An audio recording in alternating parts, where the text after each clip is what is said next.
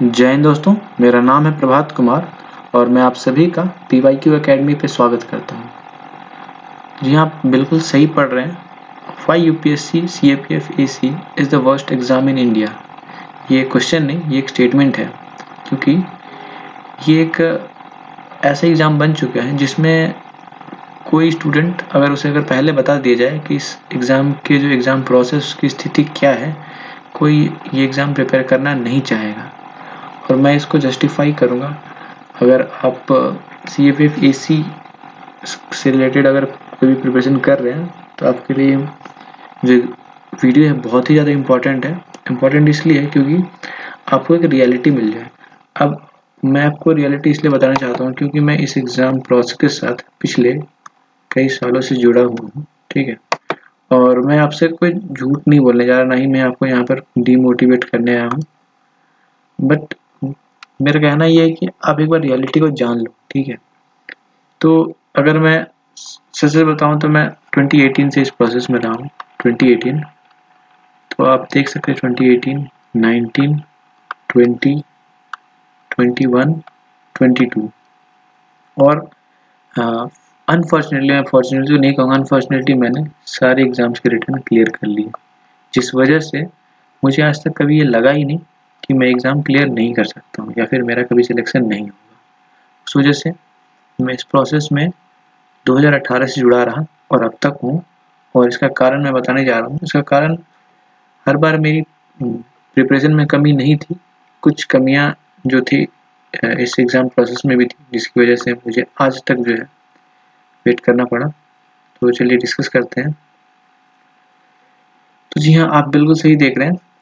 ये slide pending examination process जो कि CAPF AC की है उसके बारे में है। और अगर सही कहूँ तो पेंडिंग प्रोसेस 2019, 20, 21, 22, 23, ठीक है। अब इसके लिए आपको एक पेंडिंग क्यों है, उसके लिए आपको एक थोड़ा कोर्ट केस के बारे में जानना पड़ेगा, ठीक है। हालांकि जो स्टूडेंट अभी फिलहाल इंटरव्यू देने वाले हैं 2021 की और जो PET देने वाले हैं तो उनको केस के बारे में पता है, मगर फिर भी आपको बेसिक्स बता देता हूँ। तो ये केस कोई बहुत बड़ा केस नहीं, कोई बहुत सिंपल सा केस है। जैसा कि आपको पता है CAPF में टोटल 5 फोर्सेस के लिए असिस्टेंट कमांडेंट की वैकेंसी निकाली जाती है, ठीक है। जिसमें एक हम जानते हैं एक है CISF, दूसरा है BSF, ठीक है, तीसरा ITBP, चौथा SSB और पांचवा CRPF, ठीक है। सभी को पता है इनमें ऑल टाइम फेवरेट जो है CISF है और जो इस केस से रिलेटेड जो भी इस केस का कारण भी CISF ही है।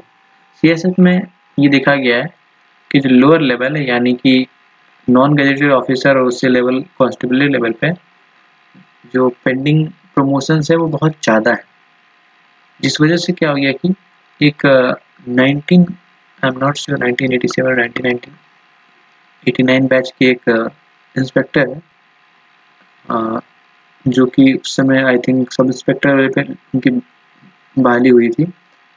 वो आज के टाइम पे इंस्पेक्टर है और मे बी वो रिटायरमेंट की एज पे या फिर हमें उनके बारे में नहीं पता है। और उन्होंने सुप्रीम कोर्ट में एक केस डाल दिया, नॉट सुप्रीम कोर्ट, उन्होंने दिल्ली हाई कोर्ट में एक केस डाल दिया कि जो वैकेंसी ली जा रही है असिस्टेंट कमांडेंट की डायरेक्ट रिक्रूटमेंट और LDC के थ्रू, ये कोटा से ज़्यादा लिया जा रहा है। यानी कि 33% जो है कोटा जो है ये डिपार्टमेंटल प्रमोशंस के थ्रू असिस्टेंट कमांडेंट बनेंगे। यानी कि जो SI में बहाली होते हैं SI से फिर इंस्पेक्टर बनते हैं और इंस्पेक्टर से फिर असिस्टेंट कमांडेंट बनते हैं। तो उनका जो 33% का जो कोटा है ये वायलेट किया जा रहा है, यानी कि ये कम कर दिया गया है। और जो डायरेक्ट रिक्रूटमेंट के थ्रू यानी कि UPSC CAPF के through as well as LDCE के थ्रू जो वैकेंसी हो रही है ये इस कोटा को वायलेट कर रही है।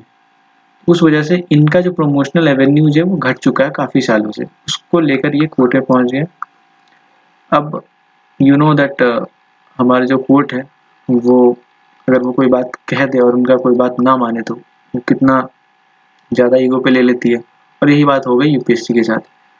तो चूंकि ये डायरेक्ट रिक्रूटमेंट है तो इस केस का कंसर्न जो है एक जो इफेक्ट पड़ने वाला था वो डायरेक्ट वैकेंसी पर ही था। तो 7 अक्टूबर को ये दी गई कि एक वर्डिक्ट दिया गया हाई कोर्ट द्वारा कि जो ये इसका इफेक्ट जो है सारे वैकेंसीज पे पड़ेगा, यानी कि डायरेक्ट रिक्रूटमेंट और प्रमोशंस पे भी। तब तक के लिए डायरेक्ट रिक्रूटमेंट एंड प्रमोशंस रोक दिया जाए। लेकिन यूपीएससी ने इस बात को हल्के में लिया और हमारा इंटरव्यू शेड्यूल कर दिया गया। लेकिन फिर ये जो पिटिशनर थे, mister I don't want to take his name, so उन्होंने फिर से वापस कोर्ट में अप्रोच किया और कहा कि इंटरव्यू लिया जा रहा है, साथ में सिर्फ सीएपीएफ एसी का नहीं बल्कि एलडीसी का भी लिया जा रहा है। उस वजह से क्या हुआ, बीच में ही 3 नवंबर को इंटरव्यू रोक दिया गया। इवन इतना ऐसा हो गया कि आधे यानी कि फोरनून शिफ्ट का हो चुका था, मॉर्निंग शिफ्ट का, और आफ्टरनून शिफ्ट वालों को वापस भेज दिया।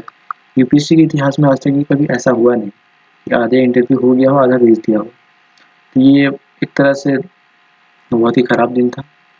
तो ये तो हो गया 2021 वालों के साथ, इनका इंटरव्यू पोस्टपोन हो गया। ठीक है, अब आते हैं फिर से डेयरिंग दिखाई यूपीएससी ने नहीं बल्कि आईटीबीपी ने। उन्होंने कहा कि चलो टाइम हो चुका है फिजिकल कराने का, हम फिजिकल निपटा लेते हैं। फिजिकल का प्रोसेस मतलब शेड्यूल दे दिया सारे बच्चों को। उसके बाद फिर से ये जो पिटिशनर ये फिर से दिल्ली हाई कोर्ट गया कि यार कि ये लोग फिजिकल भी करा रहे हैं 2022 वालों को। तो सुप्रीम कोर्ट ने कहा इसको भी रोको, तो 2022 का भी रोक दिया गया। ठीक है, तो ये फिलहाल स्टेटस है 2021 और 22 का। और स्टेटस ये है, मतलब अभी रोक दिया गया है और अगली हियरिंग जो होने वाली है वो 30 नवंबर को। इस दिन देखा जाएगा क्या डिसाइड होता है, स्टे हटता है या नहीं हटता है, या फिर और क्या डिसीजन लिया जाता है। उससे पहले आपको बताता हूँ कि ये तो मैंने बात की 2021 और 22 की। अब 19 और 20 इससे कैसे अटके हुए हैं और 21 कैसे अटका हुआ है, ये मैं लास्ट में डिस्कस करने वाला हूँ। तो ये लेकिन ये बहुत इंपॉर्टेंट है। जो भी स्टूडेंट 23 की तैयारी कर रहे हो प्लीज़ लास्ट की वीडियो देखें। ठीक है, 2020 से इसलिए कंसर्न है क्योंकि 2020 की जो वैकेंसी है, अच्छी बात ये है कि इसका फाइनल रिजल्ट आ चुका है, इवन रिजल्ट लिस्ट भी आ चुका है। उस वजह से क्या है कि इनकी जो है सर्विस एलोकेशन वगैरह सारी हो चुकी है। लेकिन इनमें ज्वाइनिंग जो है अब तक एसएसबी, आईटीबीपी और इवन बीएसएफ, जिनका बैच लेट चल रहा था लेकिन उन्होंने पैरेलल बैच स्टार्ट कर दिया, इन 3 फोर्सेस की ज्वाइनिंग आ चुकी है। सीआरपीएफ की ज्वाइनिंग लेट होती है तो उनकी अब तक नहीं आई है। मे बी एक्सपेक्टेड है कि उनकी ज्वाइनिंग जो है फेब या मार्च तक आ जाए, क्योंकि उसमें उनका बैच खत्म होगा पिछले साल का, यानी कि 19 वाला। अब बात करते हैं कि एक फोर्स जो बच गई वो है सीआईएसएफ। क्योंकि ये केस सीआईएसएफ का ही था और इनकी हर साल इनकी जो ज्वाइनिंग होती है सबसे पहले होती है, अक्टूबर तक इनकी ज्वाइनिंग हो जाती है। लेकिन अब ये दिसंबर आने वाला है और इनका ज्वाइनिंग का कोई अता पता नहीं है, कारण ये सिर्फ केस। तो इस तरह से 2020 का भी मामला अटका हुआ है। अब आता है 2019 का। 2019 का क्या मामला है? 2019 का अगर सच कहूँ तो ये केस सीआई से रिलेटेड तो नहीं है, लेकिन 2019 का भी लेट होना एक केस की वजह से हुआ, कोर्ट केस की वजह से। यानी कि ईडब्ल्यूएस का केस जो 2020 नवंबर में फंसा था, उसका वर्डिक्ट अब जाकर आया है, लेकिन यूपीएससी द्वारा अब तक जो है रिजर्व लिस्ट जारी नहीं किया गया है और ना ही फोर्स एलोकेशन। यानी कि लगभग 66 कैंडिडेट्स और may be more than that, इनका अब तक कोई अता पता नहीं है इनका रिजल्ट आएगा नहीं आएगा, फिर आएगा तो कब ज्वाइनिंग होगी। यानी कि आप देख लो कि 2020 वालों की ज्वाइनिंग हो चुकी है, लेकिन 2019 वालों की जो जिनका नाम रिजल्ट लिस्ट में आना है उनकी ज्वाइनिंग नहीं है। अब सोचो कि जो इंसान 2019 में उसने मेहनत करके एग्जाम दिया होगा अगस्त में, ठीक है, उसने फिर वेट किया, 2020 पूरा कोविड पे निकल गया, 2020 नवंबर में उसने इंटरव्यू दिया, उसके बाद फिर उसका रिजल्ट आया 2021 फेब में, ठीक है, उसमें भी नहीं हुआ। लेकिन थोड़ी बहुत उसके दिमाग में उम्मीद थी कि यार मेरा रिटर्न तो अच्छा हुआ था, हो सकता है। फिर जो है 2022 में उसका मार्क्स रिलीज होता है। जिनको कैंडिडेट्स का मार्क्स 318 के आसपास है, उनको आज भी होप है कि उनका रिजल्ट में नाम होगा। अब देख लो ये कितना लंबा प्रोसेस हो गया, 2019 से लेकर 2022, ठीक है। तो अब देख लो, और अब तक इनका कोई अता पता नहीं है कि कब रिजल्ट आएगा और कब इनका फोर्स एलोकेशन होगा, कब इनकी ज्वाइनिंग होगी। अगर मतलब कि ये टेक्निकली देखा जाए सीनियरिटी में ये 2020 वालों से भी पीछे हो जाएंगे और उम्मीद है हो सकता है 2021 वालों से भी पीछे हो जाए क्योंकि इनका कोई खबर नहीं है। तो ये हालत है अब तक फिलहाल। तो मैंने बता दिया 2019 का क्या स्टेटस है, 2020 का क्या स्टेटस है। 2020 में सब चीज़ क्लियर है, बस सीआरपीएफ और बीएसएफ सीआईएसएफ की और सीआरपीएफ की भी कोई दिक्कत नहीं है, लेकिन सीआईएसएफ में दिक्कत अभी भी बनी हुई है। ठीक है, 2021 का अब तक इंटरव्यू नहीं हुआ है, 1.5 साल होने को जा रहा है। ठीक है, 2022 प्रोसेस टाइमली चल रहा था, लेकिन इस पर भी कोर्ट केस की वजह से इस पर भी मतलब अड़चन आ गई। अब आता है 2023 में। ठीक है, तो चूंकि ये जो केस है ये रिलेटेड है डायरेक्ट रिक्रूटमेंट से भी। अगर डायरेक्ट रिक्रूटमेंट का वर्डिक्ट नहीं आता है तो ये इस तरह 23 की आने वाली वैकेंसी पे भी फर्क पड़ेगा। हो सकता है कि जो नोटिफिकेशन है वो लेट हो जाए अगर सुलझता नहीं है तो। अब मैं इसलिए कह रहा हूँ सुलझता नहीं क्योंकि मैं आपको याद दिलाता हूँ 2019 के केस में क्या हुआ था। ठीक है, अगर मैं दूसरी स्लाइड ले इसमें करते हैं तो 2019 के केस में क्या हुआ था। 2019 में ज़्यादा कुछ कोई बड़ा केस नहीं था, ईडब्ल्यूएस का केस था, उस टाइम के लिए बड़ा था, ईडब्ल्यूएस का केस था। ठीक है, अलग अलग उस समय ईडब्ल्यूएस पहली बार लागू हुआ था तो क्लैरिटी नहीं थी बच्चों की। बहुत सारे जो सर्टिफिकेट्स थे पोस्ट डेटेड थे या फिर जो इश्यूइंग अथॉरिटी थी उनकी भी उनमें भी डाउट था कि क्या सही है क्या गलत है। ठीक है, उस वजह से तो ये केस लगा था 2020 नवंबर में। ठीक है, ये कुछ स्टूडेंट्स ने फाइल किया था जिनको ईडब्ल्यूएस के लिए पहले तो लिया गया था, लेकिन बाद में उनको ईडब्ल्यूएस कैटेगरी से बाहर कर दिया गया था, जिनकी वजह से उनका कैंडिडेचर कैंसिल हो गया था। तो 2-3 स्टूडेंट्स थे। तो होता क्या था, इसके लिए 2021 पूरा निकल गया इंतजार में, 2022 आधा निकल गया। ठीक है, तो इतना लंबा जाने का पीछे का रीज़न क्या है? रीज़न ये है कि पहले केस जो था हाई कोर्ट में था, हाई कोर्ट से फिर सुप्रीम कोर्ट में भी गया। ठीक है, अब बात यह है कि हाई कोर्ट और सुप्रीम कोर्ट में इतने सारे केसेस होते हैं। सपोज एक हियरिंग मिली सपोज 28 नवंबर की। ठीक है, 28 नवंबर को इतने सारे केसेस रह गए कि इसका हियरिंग आते आते दिन निकल गया। तो ऑटोमेटिक क्या होता है कि ये ऑटोमेटिक जो है इलेक्ट्रॉनिक डेट मिल जाता है, यानी कंप्यूटराइज डेट मिल जाता है, वो भी जब डेट खाली हो, यानी कि 1 महीना 1.5 महीना 2 महीना 3 महीना कभी कभी इतने बाद का डेट। ठीक है ना, 3 महीने बाद का डेट मिल गया। फिर क्या हुआ, जो डेट आया उस दिन तक आपने इंतजार किया, उस दिन फिर क्या हो गया कि फिर किसी कारणवश हियरिंग नहीं हो पाई, नंबर नहीं आ पाया, फिर से ये ऑटोमेटिक डेट मिल गया और 2 महीने बाद का। और ये ऐसे कर करके 20 से 21 हुआ और 21 से 22 हो गया, किसी को पता नहीं चला। और फाइनली जिस दिन हियरिंग हुआ उसी दिन वर्डिक्ट आ गया।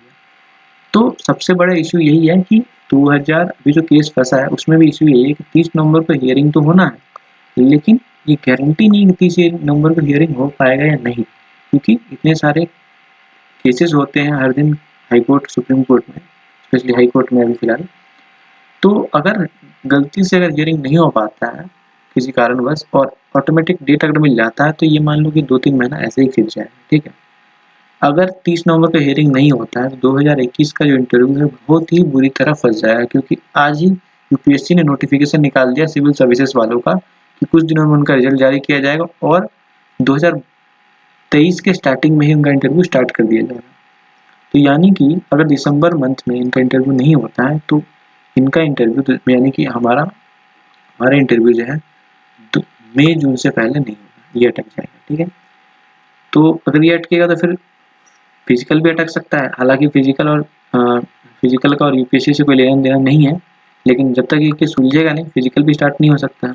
और अगर पिछली 2 वैकेंसीज क्लियर नहीं होती है तो आप मान लो कि जो अगली वैकेंसी आने वाली है उस पर क्या फर्क पड़ने वाला है। ठीक है, इसलिए मैं कह रहा हूँ कि ये बहुत ही ज़्यादा इम्पोर्टेंट है। तो मैंने स्टेटस बता दिया। तो अब क्या है 2021 और 20 वालों के लिए, तो ये हमारे लिए तो बहुत ही ज़्यादा पेनफुल है। इवन आउट ऑफ 450 कैंडिडेट जो हमारे साथ इंटरव्यू दे रहे हैं, इनमें से एटलीस्ट 100+ स्टूडेंट्स ऐसे हैं ना जो 2019 से तो हैं। ठीक है ना, कुछ हमारे जैसे जो 17-18 से भी है। ठीक है, तो हमारे लिए तो वेट करना बहुत ही ज़्यादा दिक्कत की बात है और हमारे अंदर से सारा मोटिवेशन हम जा चुके हैं, हम नहीं करना चाहते प्रिपेयर। इवन मतलब कि हमने तो हाथ जोड़ दिया कि बस ये लास्ट इंटरव्यू, मतलब इवन मैं तो ये पीटी भी देना नहीं चाह रहा हूँ। मैं 2022 में मैंने क्वालिफाई किया लेकिन मैं बिल्कुल नहीं देना चाह रहा।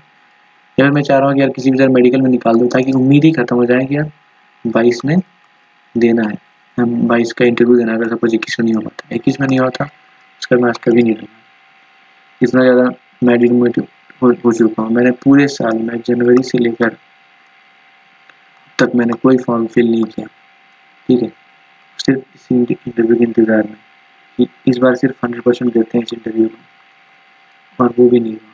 तब तो मैं किस मन से, मतलब किस मुँह से आपको मोटिवेट करूँ कि आप 2023 के लिए प्रिपेयर करो और आपका हो जाएगा। आप उम्मीद है आपको मैं मोटिवेट करूँगा, आप रिटन तो क्वालीफाई कर लोगे, लेकिन क्या है रिटन के बाद, क्या है रिटन के बाद कुछ नहीं है। रिटन के बाद फिर ये पीटी, भले हो सकता है आपको पीटी अगले साल नवंबर दिसंबर में करा रहे, लेकिन फिर आपका इंटरव्यू कब होगा उसको कोई पता नहीं है। और इंटरव्यू के बाद ज्वाइनिंग, मैं बताता हूँ ज्वाइनिंग कब होने वाली है, ठीक है। जो 2021 वाले हैं, चलो आपको बेस्ट CISF पर अभी आपकी झटका पड़ा है, किसी एक SSB की ले लेता हूँ, ठीक है। SSB की ज्वाइनिंग जल्दी आ जाती है, क्योंकि इनमें जो है कि ट्रेनिंग बहुत लंबी नहीं होती है, ट्रेनिंग उतनी लंबी होती है लेकिन इनमें बैच छोटा छोटा होता है।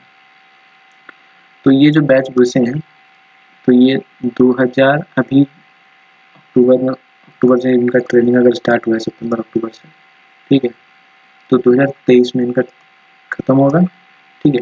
23 में घुसेंगे 21 वाले, ठीक है, इनका 24 में ख़त्म होगा, 24 में घुसेंगे 22 वाले, ठीक है, तो 22 वालों का ख़त्म होगा 25 में। यानी कि आप 2023 के करने जा रहे हो एटलीस्ट ये 2000, और ये थोड़ा थोड़ा बढ़ के जो है ना, ये अक्टूबर कर करके जो है ना 2025 से 2026 हो जाएगा, ठीक है।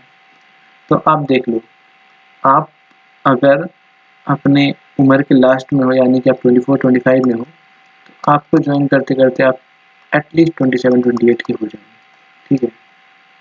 तो ना यू हैव टू डिसाइड आप इतना टाइम देना चाहते हैं या नहीं देना चाहते हैं, ठीक है। मैं डिमोटिवेट नहीं करना चाहता हूँ, लेकिन जो खैर जो बच्चे अभी बहुत नए हैं, यानी कि जो ग्रेजुएशन में है या फिर उनके इनिशियल ईयर्स है, और डेफिनेटली रिकमेंड कि हाँ आप ट्राई कर सकते हो, क्योंकि आपके पास उम्र है। लेकिन जिनके पास लास्ट स्टेज है, आप अपना उम्र वेस्ट ना करें, क्योंकि आपको पता नहीं है, आप 3 साल बिता लोगे, आप रिजल्ट का वेट करोगे और पता चला आपका नहीं हुआ, ठीक है, तो पूरा 3 साल आपका चला जाएगा। So that is the thing. तो मैंने तो बता ही दिया 2023 वालों की क्या एडवाइस है। एडवाइस एक ही है, अगर आप 100% मोटिवेटेड हो तो डोंट लिसन मैं क्या बोल रहा हूँ उससे आपको फ़र्क नहीं पड़ना चाहिए, और मेरे कुछ कहने से आपको मोटिवेशन में फ़र्क नहीं पड़ना चाहिए, क्योंकि एटलीस्ट ये आपका लाइफ है, आपके ड्रीम्स है, आप उसके पीछे भागो, ठीक है। लेकिन अगर आप में थोड़ा भी डाउट है या 2023 का एग्ज़ाम दो और आपसे क्लियर ना हो, अगर आपको अभी से डाउट है तो आप प्लीज़ प्रिपेयर मत करो, क्योंकि आप क्वालीफाई कर भी जाओगे ना, तो आप आस-पास के नंबर से क्वालीफाई करोगे और फाइनल लिस्ट में आपका नहीं होगा, मेरी तरह, ठीक है। तो अगर आपको 23 के लिए करना है तो पूरे जी जान से करो, ठीक है। और नहीं करना है तो ये फालतू के टेस्ट सीरीज़ हो गए, कोर्सेस वगैरह हो गया, जो भी हो, इसमें अपना पैसा और टाइम वेस्ट मत करो, ठीक है। करना है तो बहुत अच्छी तरह से करो, जिससे कि आप बहुत अच्छा स्कोर करो, और नहीं करना है तो मत करो, बस ये है। और क्या ही बताऊँ यार, पूरा मूड ख़राब हो रखा है, उन्होंने जिस तरह से मतलब फँसा रखा है हमें, और डोंट नो क्या होने वाला है। सारे लोग हमारे जो इंटरव्यू देने वाले हैं, सारे लोग 30 नंबर का वेट कर रहे हैं कि क्या ही करना है, ठीक है, बट क्या ही कर सकते हैं। सो आई होप कि आपको ये वीडियो पसंद आया हो। अगर आपको ये वीडियो पसंद आया तो ज़रूर शेयर करें, और ऑल कैंडिडेट्स के साथ जो कि CAPF की प्रिपेयर कर रहे हैं। और मैं काफ़ी लेट वीडियो, मतलब अब तो मेरे पास काफ़ी टाइम होता है, पढ़ने में कुछ भी नहीं है, मगर फिर भी वीडियो बनाने का मन नहीं करता है, क्योंकि यार क्या ही मोटिवेशन वीडियो बनाऊँ, क्या ही बताऊँ कि क्यों दूसरों को मोटिवेट करो इस एग्ज़ाम में पढ़ने के लिए जिसमें सिलेक्शन हो ही नहीं रहा, या फिर सिलेक्शन मतलब रिटन हो गया तो फिर पीटी में लेट हुआ, पीटी हो गया तो फिर इंटरव्यू में लेट हुआ, इंटरव्यू हो गया तो फिर मेरिट लिस्ट में नाम नहीं आया, अगर आ भी गया तो लेट होगा ज्वाइनिंग में। इतना लंबा यार कौन वेट करता है। इससे अच्छा है कि इवन अब तो देखा जा रहा है कि बैंकिंग हो गया, SSC हो गया, ये सब जॉब बल्कि जल्दी हो रही है, ठीक है। SSC में पहले थोड़ा बड़ा था इनका जो एग्जाम रिजल्ट का, अब इनका भी छोटा हो गया है, इन्होंने सिंप्लीफाई कर दिया। बैंक का तो ऐसे भी एग्जाम रिजल्ट छोटा है, बाद बाकी RBI हो गया, NABARD हो गया, ये सब बहुत सारे अच्छे एग्जाम्स, इनका एग्जाम सबसे छोटा है, और जॉब बहुत जल्दी हो जाती है। तो अगर आपके पास ये सब है तो आप बिल्कुल करें। हाँ, अगर आप साथ में सिविल सर्विसेज दे रहे हैं तो उस पर ज़्यादा फोकस करें, इसके ऊपर ज़्यादा ध्यान ना दें, ठीक है। बाद बाकी अगर फिर भी आप मोटिवेटेड हो और आपको प्रिपेयर करना है तो आप प्लीज़ कमेंट करें कि आपको किस तरह की वीडियो चाहिए, कंटेंट से रिलेटेड यानी कि प्रीवियस ईयर क्वेश्चन से रिलेटेड या फिर कोई भी कोर्स से रिलेटेड सीपीएफ से। तो मैं कोशिश करूँगा कि आपके लिए वीडियो ला पाऊँ। बनाने का मोटिवेशन और इसलिए भी नहीं होता क्योंकि यार व्यूज़ आप अगर मेरे चैनल पे जाकर देखो व्यूज़ बहुत कम है, ठीक है। तो कम होने का कारण है कि मैं सिर्फ सीधी बात करता हूँ, मैं कुछ बकवास नहीं करता हूँ या फिर मैं कोई कुछ मसाले वाली चीज़ें जिस तरह से नहीं कर पाता, ना ही मेरे पास उतनी सारी इक्विपमेंट्स है जो कि मैं एडिट वगैरह करके अच्छे से बताऊँ, ठीक है। सिंपल है, टाइम उतना होता नहीं है, मैं बस पीपीटी बनाकर कोशिश करता हूँ कि जो मोस्ट सिंपल वे में इन्फॉर्मेशन है वो बता दी जाए, ठीक है। मगर प्लीज़ अगर आपको कोई भी पीवाईक्यू चाहिए, ठीक है ना, जो रिसेंट एग्जाम्स के चाहे वनडे के उस वीडियोज़ को आप प्लीज़ कमेंट करें ताकि मुझे मोटिवेशन मिलेगा और मैं बनाऊँगा, ठीक है। सो आई होप ये वीडियो आपके लिए जितना भी टाइम आपने दिया बहुत बहुत धन्यवाद अगर आप लास्ट तक जुड़े हुए हो। और अगर आपको मेरे चैनल पे कंटेंट अच्छा लगता हो प्रीवियस ईयर क्वेश्चन से रिलेटेड, आप प्लेलिस्ट में जाकर देखें, बहुत सारे वीडियोज़ मैंने अपलोड कर रखा है जो कि आपको आने वाले एग्जाम्स में आपको काफ़ी ज़्यादा काम है। और आपको सच में लगता है कि मेरे वीडियो अच्छे हैं तो प्लीज़ चैनल को सब्सक्राइब करें और शेयर करें जो भी लोग इसको प्रिपेयर कर रहे हैं। Thank you so much for watching PYQ academy.